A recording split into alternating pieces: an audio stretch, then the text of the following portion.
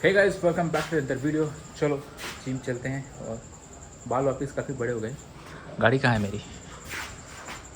गाड़ी है नहीं, देखते बाहर है क्या, क्योंकि भाई लेके गया था आज। और आ गई है पूरा अच्छी तरह से धुलवाने, और जो डेंट वेंट पड़े हैं सारी चीज़ें का क्लीन करवाने गई है।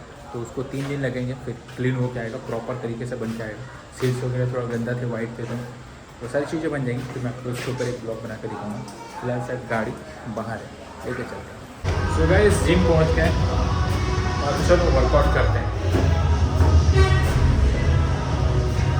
आज चेस्ट मारूंगा फुल पंप। एक दिन का गेम के बाद आ रहा हूँ ना, तो पंप नहीं रहता पूरे का।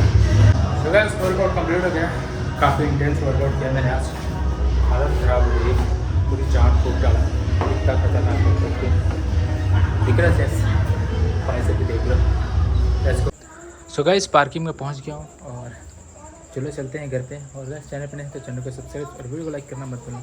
तो गाइस, आप लोग आईपीएल देख रहे हो कि नहीं? क्योंकि अभी आईपीएल का सिर्फ 4 मैच बचा हुआ है और जो भी टीम हारेगी डायरेक्ट बाहर हो जाएगी। जस्ट जिम करते करते मैं देख रहा था पंजाब और दिल्ली का मैच।